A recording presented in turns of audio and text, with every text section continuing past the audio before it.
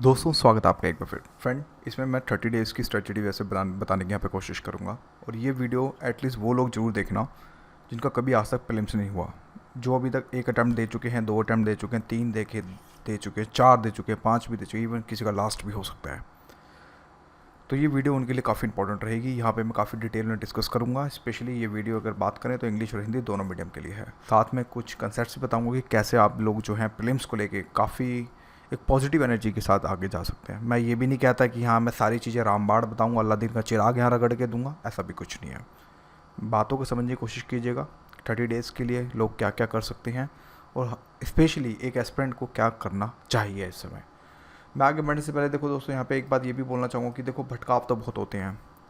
अगर आप top 10 toppers की स्ट्रेटजी देख लो, उनकी एक अलग स्टोरी है। फिर रैंक 20 से लेकर 30 तक देख लो, उनकी एक अलग स्ट्रेटजी है। टॉप 30 से लेकर 40 तक देख लो, उनकी एक अलग स्ट्रेटजी है। यानी कहने का मतलब ये है कि one size fit to all नहीं कर सकते हम। यहाँ हर आदमी की अपनी डिफरेंट स्ट्रेटजी होती है फॉर द बात करते for the PT point of view. But यहाँ पे मैंने स्पेशली एक वर्ड लिख रखा है कि जिनका प्रीलिम्स नहीं हुआ है ये वीडियो ज़रूर देखना। मैंने स्पेशली स्ट्रेस करके लिखा है। तो इस मुद्दे पे आता हूँ। देखो, प्रीलिम्स ना होने के 2 कारण होते हैं। एक, या तो तुम्हारा रिवीजन की बैंड बजी पड़ी है, मीन्स पढ़ा है लेकिन रिवाइज नहीं हुआ ढंग से मतलब यहाँ पे ये होता है कि अगर कोई भी फैक्ट अगर कोई आपसे पूछ ले तो आपने पढ़ा है उस फैक्ट को, पता है उसके बारे में, लेकिन याद नहीं है, जिसको हम कहते हैं ना याद नहीं है। यानी कि रिकॉल का जब एक वर्ड दबता है वो नहीं है। इसका मतलब ये हुआ पहला अटैम्प्ट 2 अटैम्प्ट दे चुके तो इसका मतलब यही हुआ कि रिकॉल नहीं है, राइट। दूसरा मुद्दा, डिस्ट्रैक्शंस को आप ऐसे समझें कि अपने आप को लेके आप खुद असमंजस की स्थिति में हैं कि मेरा होगा या मेरा नहीं होगा, इस चीज़ को लेके। तो यहाँ पर ये 2 चीज़ें मैं अपने हिसाब से बोलूँ तो बहुत इंपॉर्टेंट हैं। तो डिस्ट्रैक्शंस को ख़त्म करना है, पहली बात। दूसरी बात, रिवीजन के ऊपर पंजा दबाना है। जिस तरह से आप रेस या फिर बाइक या फिर कार चलाते हो, स्पीड में जाते हो, उसी की जैसे आज के समय अगर मैं बात करूँ राजेंद्र नगर और मुखर्जी नगर का ट्रेंड अगर देखूँ तो वहाँ पे 2 ही चीज़ बोलते हैं, test series. I do accept test series करनी है, पर कैसे, ये एक बहुत बड़ा मुद्दा है। तो उसी चीज़ को यहाँ पे मैं एक बार आपको जो समझाने की कोशिश करता हूँ कि टेस्ट सीरीज में कैसे लेके चलें। देखो, मैं यहाँ पे 2-3 तरह के मॉडल्स दिखाऊंगा, जो सा अच्छा लगे उठा लेना, जो सा नहीं अच्छा लगे डिसलाइक करके निकल जाना। मॉडल 1 में क्या कर सकते हो भाई, एक सब्जेक्ट, एक करंट अफेयर। लेट सपोज यहाँ पे एक सिनेरियो लेके चलते हैं कि आपके पास 8 से 9 घंटे के आसपास उन्हें डेली बेसिस स्टडी के प्लान है। मैं वर्किंग वालों पे बात पे आऊँगा। एक यही होता है 8 से 10, 12, 13, 14 घंटे भी लोग पढ़ते हैं, वो अलग कंसेप्ट है। एक सब्जेक्ट उठाया आपने पूरे दिन में, एक आपने करंट अफेयर उठाया, एक आपने टेस्ट सीरीज करी, यही होता है। पहले मॉडल पे आते हैं। मान लीजिए आपके पास 8 आवर्स हैं, मान लीजिए हम चलिए मान के चलते हैं 9 आवर्स हैं। बच्चे क्या करते हैं, स्टार्टिंग में टेस्ट सीरीज उठाते हैं, सुबह मॉर्निंग में उठे, टेस्ट लगाया, 100 क्वेश्चंस लगाए। 100 क्वेश्चंस का मतलब हो गया कि 2 घंटे तो यहाँ पे गए और साथ में 3 घंटा रिव्यू का। भाई पढ़ना भी तो होता है ना, आंसर चेक करने होते हैं, कौन सा सही है कौन सा गलत है, एनालाइज करना होता है। ध्यान से समझना, 100 क्वेश्चंस किए, आपका यहाँ पे 5 आवर्स खत्म, एनर्जी खत्म, आधा दिन खत्म। लगता है कि हाँ एक टेस्ट दे दिया, बहुत बड़ी बात है। फिर क्या हुआ, थोड़ा सा स्टैटिक कर लिया 1-2 घंटा, 2 घंटा स्टैटिक कर लिया, थोड़ा सा आपने हल्का फुल्का करंट अफेयर कर लिया, एक सेक्शन करंट अफेयर कर लिया, पूरे दिन की चर्या खत्म। फिर थोड़ा बहुत टाइम मिला तो इधर उधर मोबाइल में ताका-झाकी कर ली, टेलीग्राम देख लिया, यही हो रहा है। अपने दिल से पूछो, अगर ये मॉडल लगाओगे तुम्हारा प्रीलिम्स होगा? मैं लिख के देता हूँ नहीं हो। क्यों नहीं होगा, उसके पीछे भी मैं रीजंस आऊँगा। पहले मैं बताता हूँ क्यों नहीं होगा, सोचो क्यों नहीं होगा। अगर आप ये कंडीशन लगा रहे हो, भूल जाओ कि प्रीलिम्स होगा। अगेन नेक्स्ट ईयर के लिए तैयारी में आप भीड़ में शामिल रहोगे, लेकिन बात आ रही है यहाँ पे क्रैक करने की, तो यहाँ पे नहीं होगा। क्यों नहीं होगा उस चीज़ को समझते हैं। 5 घंटे आप टेस्ट सीरीज को दे रहे हो, कंडीशन क्या है यहाँ पे, लास्ट 30 डेज। ध्यान से समझना इस चीज़ को। 2 घंटा आपने स्टैटिक पढ़ लिया, और 2 आवर्स आपने करंट अफेयर पढ़ लिया। एग्जाम हॉल में क्या होगा, टेस्ट तो कर लिए, ठीक है, एलिमिनेशन गट फीलिंग आ गई, बल्ले बल्ले वाला सीन है, कोई दिक्कत नहीं, एलिमिनेशन राउंड खेलेंगे बढ़िया से, आपने क्वेश्चन 50-50 किए, बट फर्स्ट राउंड में तुम्हारी बैंड बज गई। क्यों? स्टैटिक की धज्जियां उड़ी पड़ी हैं, करंट अफेयर बस के बाहर है। क्यों? फर्स्ट राउंड में जाते जाते आपके जहां पे ऑन एवरेज 40 क्वेश्चन सही हो जाने चाहिए, वहां आपके 30 के आसपास जो क्वेश्चन होंगे जो आपको 100% श्योर करेंगे। ध्यान से समझना, बहुत मोटी बात बता रहा हूँ, ये आपको पूरे यूट्यूब पे कहीं इस तरह की चीज़ें नहीं मिलेंगी, चैलेंज कर रहा हूँ। तो जब फर्स्ट राउंड में आपने 30 क्वेश्चंस किए, अब आपको कितने चाहिए? एटलीस्ट 25 क्वेश्चंस आपको भी और सही करने हैं। 25 क्वेश्चंस पे आते हैं तो वहाँ पे आप 50-50 में ज़्यादा फंसते हो। फिर नेगेटिव स्कोर भी तो है ना, नेगेटिव स्कोर को हम क्यों क्यों भूलें भाई, वो भी तो पूंछ लगी हुई है साथ में, वो तो डिजास्टर होता है। 25 क्वेश्चन सही करने में तुम्हारी बैंड बच जाती है। क्यों? रिवीजन नहीं है। जब स्टैटिक करंट का रिवाइज ही नहीं करोगे तो टेस्ट सीरीज करने का फायदा क्या? यहाँ आपको बच्चे कहते हैं कि डेली बेसिस पे टेस्ट सीरीज करो, test series I do accept test series करनी है, मैं मना नहीं कर रहा हूँ कि मत करो, करनी है, लेकिन मेरे स्टाइल में। तो ये मॉडल अगर लोगे तो फर्स्ट राउंड में 30 क्वेश्चंस निकलेंगे, कहानी खत्म है, फिर भूल जाना कि फिर पीटी होगा। क्यों? एटलीस्ट कम से कम कट ऑफ जो होगी 100 के आसपास मिनिमम जाएगी, कितना भी रख लो। टफ पेपर आया 98 100 के आसपास जरूर होगी, ये तो समझ गए। यानी कि आपको एक पता चल गया कि यार मुझे एटलीस्ट 52 प्लस क्वेश्चन तो मुझे हर हालत में सॉल्व करने होंगे। इजी आया तो मान के चलना 55 प्लस क्वेश्चंस, एवरेज आया तो 53 के आसपास क्वेश्चंस, और जैसे लास्ट ईयर की तरह बॉम्बार्ड पेपर आया तो मान के चलना एटलीस्ट 49 क्वेश्चन प्लस आपके ठीक होने चाहिए विदाउट डूइंग अ 90 मार्किंग। समझ आया? तो इस कंडीशन में आप क्या करें? देखो, इस कंडीशन में आपको क्या करना है, अगर आपकी 9 आवर की शिफ्ट है, एक सब्जेक्ट उठा सकते हैं स्टैटिक, कोई भी XYZ कोई भी एक सब्जेक्ट उठाएं। लेट्स सपोज आपने मान लो पॉलिटी उठाया, रिवाइज इट, अच्छे से रिवाइज कर डालो, 3 दिन में रिवाइज किया जा सकता है। अगर आप मेरे अरोड़ा IAS के माइंड मैप्स यूज़ करते हैं, अब यहाँ सेल्स पिच भी दूंगा, अरोड़ा IAS इंग्लिश मीडियम के लिए आप मेरे माइंड मैप्स अमेजोन पे, फ्लिपकार्ट पे जाकर रिव्यू चेक करो, समझ आए तो लो, नहीं आए तो छोड़ दो। तो उस केस में आप पॉलिटी को 3 दिन दो, करंट अफेयर के सेक्शंस वाइज करो। मान लो आपने स्टैटिक को दिया कम से कम 4 आवर्स, करंट अफेयर को दो कम से कम 4 आवर्स, टेस्ट सीरीज में थोड़े से क्वेश्चंस को कम कर दो। जहां आप 100 क्वेश्चंस बनाते हो वहीं आप 60 to 65 बनाओ with in time limit. Time limit के अंदर होना बहुत जरूरी है। अब यहाँ पे भी सीक्वेंस है। सीक्वेंस क्या है कि जैसे दिन की शुरुआत, दिनचर्या जैसे ही मुंह धो के उठते हो, जब करते कि हाँ चलो किताब खोलनी है, उठाओ स्टैटिक ही करना है, और कंटिन्यूसली एटलीस्ट 4 आवर। अब कुछ बोलेंगे सर 4 आवर बहुत ज़्यादा है, नॉन स्टॉप नहीं बैठ सकते, एक्सक्यूजेज एक तरफ रखो, फिर मत आओ UPSC में, निकल जाओ, साइड हो जाओ। यहाँ बात हो रही है कंपटीशन की, टफ कंपटीशन की। 4 आवर जब आदमी सुबह उठता है तो लगातार नॉन स्टॉप 3.5 से 4 घंटे बैठ सकता है। ये प्रैक्टिकली पॉसिबल है, थ्योरेटिकल नहीं। हो सकता है ज़्यादा पेट में मरोड़े आ रहे हैं तो कोई बात नहीं, आप 10 मिनट का बीच में 10 से 15 मिनट का ब्रेक ले सकते हो, लेकिन एटलीस्ट स्टैटिक आपने 4 आवर्स करना है। उसके बाद second step, take a break 1 hour 2 hour as you wish, जितना आप ले सको वो आपके ऊपर है, अपने अकॉर्डिंग। फिर उठाओ करंट अफेयर, कम से कम करंट अफेयर में कम से कम 4 आवर्स इसमें यहाँ पे आपको देने पड़ेंगे। 4 आवर्स एटलीस्ट 3 आवर्स आपको जो है यहाँ देने होंगे। लास्ट के 2 आवर्स में आप टेस्ट सीरीज बनाओ। जिनका CSAT नहीं है मैं उसकी कंडीशन की बाद में बात करूंगा, पहले यहाँ पे बात करूँ जिनका CSAT ठीक ठाक है। यहाँ पे टेस्ट किया, अब इस सिचुएशन को समझो। आप स्टैटिक बार बार रिवाइज कर रहे हो क्योंकि स्टैटिक को 4 आवर्स दे रखे हैं, करंट अफेयर रिवाइज हो रहा है बार बार क्योंकि यहाँ पे आप टाइम ज़्यादा दे रहे हो, टेस्ट भी बना रहे हो, मैं मना नहीं कर रहा हूँ, टेस्ट आप बना रहे हो। हाँ, हो सकता है 100 की जगह 50 क्वेश्चंस या फिर आप 60 क्वेश्चंस बना रहे हो, वो एक कंडीशन एक अलग है, लेकिन टेस्ट बना रहे हो। समझ आ गया? इस कंडीशन में आपकी विन विन सिचुएशन की तरफ बढ़ोगे। क्यों? एक तरफ स्टैटिक रिवाइज हो रहा है, एक तरफ करंट रिवाइज हो रहा है। समझ आ गया? अगर आप पहले वाला मॉडल लेते हैं जिसके अंदर आप टेस्ट, बच्चे क्या करते हैं आज के समय 2-2 टेस्ट एक दिन में लगाते हैं, जिस तरह से मैं ट्रेंड देखता हूं, या टेस्ट सॉल्व करना समथिंग डिफरेंट, उसको लर्न करना समथिंग डिफरेंट। ध्यान समझना, 2 चीजें हैं। एक आप अपनी नॉलेज को टेस्ट कर रहे हो, समथिंग डिफरेंट है, और उसी टेस्ट को लर्न करना, ये भी समथिंग डिफरेंट, एक अलग कंसेप्ट है। अगर आप टेस्ट करते चले जाओगे, मान लो आपने लास्ट के 30 डेज में, लेट सपोज आपने मान लो आपने 2-2 टेस्ट कर, तो मान लो आपने 50 टेस्ट कर डाले, कहाँ रिवाइज कर पाओगे?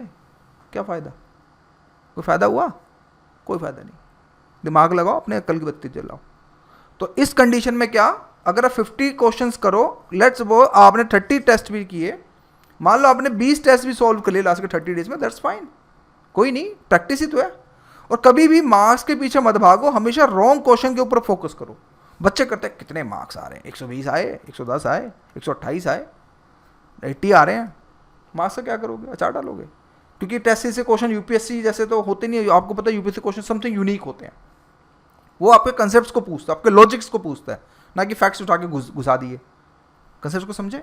यानी कि अगर मैं बोलूं तो टेस्ट सीरीज लगा लो, कोई दिक्कत नहीं है, बट अकॉर्डिंग टू सिचुएशन अभी जो फोकस आपका होना चाहिए वो आपका होना चाहिए स्टैटिक, रिवीजन पे ज़्यादा करो। एक मॉडल तो ये, एक मॉडल, पहला मॉडल हमारा क्या था, जिसके अंदर आप स्टैटिक को आप एक सब्जेक्ट उठा रहे हैं, और फिर करंट में आप सब्जेक्ट उठा रहे हैं, और फिर आप टेस्ट सीरीज कर रहे हैं। एक तो ये 9 आवर्स की शिफ्ट हो गई, मैं मिनिमम 9 आवर बोल रहा हूँ, बाकी आप लोगों के ऊपर, आप कितना up and down, plus minus, गुणा मल्टीप्लाई, जितना भी आप, वो आपके ऊपर है। स्मार्ट स्ट्रेटजी के लिए स्ट्रेटजी बताइए। सेकंड मॉडल में क्या हो सकता है, स्टैटिक को करो 2 पार्ट में डिवाइड। 2 पार्ट मतलब मान लो 4 आवर्स ही पढ़ना है, लेकिन 2 आवर्स इसको पढ़ना है, 2 आवर्स इसको पढ़ना है। इसको मैं कहता हूँ देसी जुगाड़। देसी जुगाड़ का मतलब ये हुआ, एक रखो टफ सब्जेक्ट और एक रखो easy subject. Tough art and culture सड़ा हुआ, और इजी पॉलिटी, या फिर कुछ और भी हो सकता है, आपका इकोनॉमी भी हो सकता है, ज्योग्राफी भी हो सकता है, मॉडर्न हिस्ट्री भी हो सकता है। तो जैसे दिन की शुरुआत करो, स्टार्ट करो इजी से, टफ नहीं। टफ करोगे तो फिर पूरा दिन खराब हो जाएगा, ध्यान रखना, क्योंकि फिर उसी में उलझते चले जाओगे। स्टार्ट करो रिदम बनाने के लिए, होता है ना कि स्पीड जब होता है कि शुरुआत अच्छी होनी चाहिए, एंड तो अच्छा हो जाता है। शुरुआत यानी कि आपने इजी सब्जेक्ट से करो, 2 hours, 2.5 hour, 1 hour, 1.5 hour, is depend totally on you, आप कितने अपने अकॉर्डिंग फ्लेक्सिबिलिटी रखते हैं अपने टाइम के अकॉर्डिंग, ठीक है। फिर उसके बाद 2 आवर्स रखो टफ सब्जेक्ट, वो एरिया जहाँ सबसे ज़्यादा वीक हैं, या फिर 2 आवर्स उसके लिए जो आप सबसे ज़्यादा वीक है, जहाँ पे कंसेप्ट हिले पड़े हैं। जैसे for example, what is the difference between the bank rate versus repo rate, right? What is the difference between base rate versus MCLR? इसमें आने वाली इकोनॉमी की बुक आएगी तो उसमें आपको समझ आएगा कि मैं क्या कहना चाह रहा हूँ।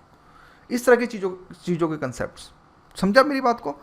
तो इससे आपका स्टैटिक एक तरफ रिवाइज होता रहेगा, और एक तरफ आपका कंसेप्ट्स आपके क्लियर जो एकदम होंगे, जो एकदम क्लियर की तरह से चलते चले जाएंगे। करंट अफेयर की सिचुएशंस में, करंट अफेयर को to be honest, current affair सारा नहीं पढ़ना होता, 50% टट्टी लिखी रहती है, चाहे मेरा करंट अफेयर हो चाहे किसी का भी हो। मैं यहाँ प्रैक्टिकल एक एक्सपेरिमेंट की फीलिंग्स के साथ बात कर रहा हूँ, I am really sorry for that, I am using this type of words, but मैं आज एक एक्सपेरिमेंट की बात कर रहा हूँ। एनालाइज करो, यूपीएससी पैटर्न को फॉलो करो, यूपीएससी के लास्ट 20 ईयर्स के पेपर को देखो, उनके करंट अफेयर को, कि क्वेश्चंस क्या पूछ रहा है। UPSC always focus on the womens, environment, science tech भी कौन सा, बेसिक साइंस टेक। वो आपसे कोई ज़्यादा हाईफाई चीज़ नहीं पूछ लेगा कि वो चांद पे कौन सा ग्रह पहुंचा, नहीं। अब बेसिक कंसेप्ट, कहीं ना कहीं इंडिया के कंसेप्ट पे इम्पैक्ट उसका जरूर जुड़ा होगा। एक बात मैं आपको यहाँ पे एक बता दूँ, वो करंट अफेयर पढ़ना जहाँ पे इम्पैक्ट इंडिया पे जरूर पड़ रहा हो, क्योंकि यूपीएससी वही क्वेश्चन ज़्यादा पूछता है जहाँ पे इंडिया का इम्पैक्ट पड़ता है, या फिर समथिंग यूनिक चीज़ पूछना चाहता है, something first time in the world, या फिर first time in the Asia, कुछ इस तरह की चीज़ों पे ज़्यादा फोकस करता है। तो करंट अफेयर की स्ट्रेटजी में सबसे पहले क्या, सबसे पहले पैटर्न बनाओ इन्वायरमेंट, फिर बनाओ साइंस टेक। अगर आप ये 2 सेक्शन भी सबसे ज़्यादा अच्छे से कर लेते हैं ना, तो आपका ऑलमोस्ट 40% करंट अफेयर आपका यहीं 2 से हो जाता है। और साथ में अगर आप इन्वायरमेंट, साइंस टेक और अगर आप इकोनॉमी जोड़ देते हो, तो आपका 60% करंट अफेयर यहाँ से हो जाता है। और इसमें एक सेशन और जोड़ देते हो, इन्वायरमेंट, साइंस टेक, इकोनॉमी और आपका ये IR, आपका 80% करंट अफेयर यहीं से हो जाता है। 20% छोड़ो ना यार, कौन सा याद होना है, नहीं होना याद। इतना सारा 1 साल का कंपाइलेशन, 600 पेज, जान निकल जाती है, बच्चे की जान लोगे क्या, छोड़ो। At least go with the maximum. Maximum का मतलब यहाँ पे ये हुआ, जो पढ़ा सो पढ़ा। बच्चे क्या करता हूँ मैं देखता हूँ, बेसिकली वो आर्ट एंड हिस्ट्री के करंट अफेयर्स को रट्टा मारते हैं, राइट, टिटबिट्स मारते हैं, person in news, place in news, ये सारी चीज़ें करते हैं। लॉजिकल कहाँ है, कॉस्ट इफेक्टिव की तरह भैया नहीं होगा, कॉस्ट इफेक्टिव बिल्कुल भी, राइट। तो उस कंडीशन में क्या करो, ये 5 सेक्शन पे ज़्यादा फोकस करो। डेफिनेटली कहता हूँ 80% के आसपास देख लेना, पूरा करंट अफेयर वहीं से उलझेगा। उसके अलावा और क्या, टेस्ट सीरीज लेट्स सपोज आपने अगर 50 क्वेश्चन मान लीजिए, अगर मान के चलते चलिए 70 क्वेश्चन आपने एक दिन में करे, जो सही हुए उनको छोड़ दो, उनको पढ़ो ही मत कि मेरा सही हुआ क्यों हुआ, नहीं, जो गलत हुआ उसके पीछे पढ़ो कि मेरा गलत क्यों हुआ, मेरा कंसेप्ट क्यों हुआ। और अगर गलत है तो उसको साइड में एक डायरी बनाओ पतली सी, अपनी लैंग्वेज में शॉर्ट टर्म में जितना आप लिख सको लिख सकते हो, पर ये नहीं कि इतना बल्कि लिख दो कि फिर रिवाइज करने में जान निकल जाए, नहीं। Revision is the key of success. तो कहने का मतलब यहाँ पे तात्पर्य यहाँ पे मेरा ये है कि सिंपल सी बात है, 2 मॉडल आपको दिखाए कि आप इस तरह से चलो, एक स्टैटिक लेके चल सकते हो, एक करंट अफेयर लेके चल सकते हो, आप एक टेस्ट सीरीज लेके, अब जिनका सी सेट खराब है तो लास्ट में सी सेट कर लेना।